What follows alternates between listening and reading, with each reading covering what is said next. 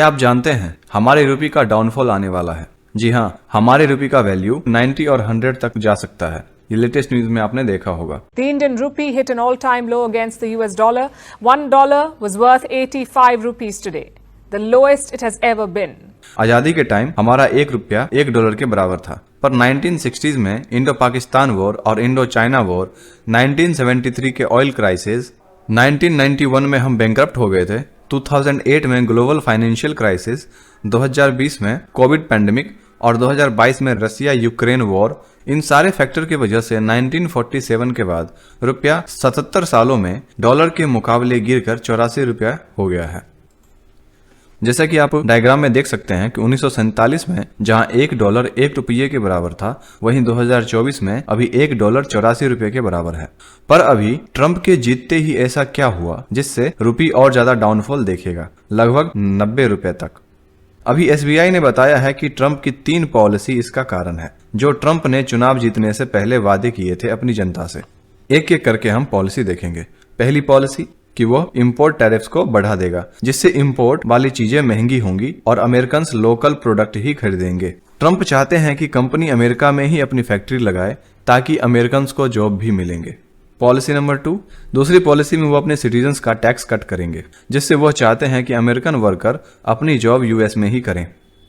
Policy number 3, तीसरी policy में उन्होंने कहा था कि H1B वीजा से आने वाले लोगों का वीजा एलोकेशंस और भी स्ट्रिक्ट कर देंगे और साथ में इलीगल इमिग्रेंट्स और वीजा एक्सपायर्ड इमिग्रेंट्स को डिपोर्टेशन करेंगे, या साफ शब्दों में कहें तो बाहर निकाल देंगे अपने देश से।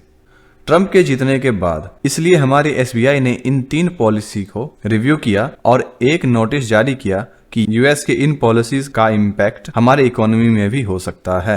इसके पीछे रीजन क्या है? अगर US इंपोर्ट टैक्स बढ़ाता है तो आज जो इंडिया US से ट्रेड में सरप्लस में चल रहा है, वो डिमांड कम हो जाएगी, इससे रुपये की वैल्यू भी घट जाएगी। वहीं दूसरी पॉलिसी के हिसाब से अगर वहां टैक्स कट हुआ तो SBI ने कहा कि US में इन्फ्लेशन आ सकता है। चूंकि लोगों के पास डॉलर होगा तो वो ज्यादा खर्च करेंगे, जो कि ह्यूमन माइंडसेट है। SBI के हिसाब से US में महंगाई आई तो उसे कम करने के लिए US के सेंट्रल बैंक इंटरेस्ट रेट बढ़ा देगा, जिससे इन्वेस्टर्स इंडियन मार्केट से पैसा निकालकर US में डिपॉजिट कर देंगे।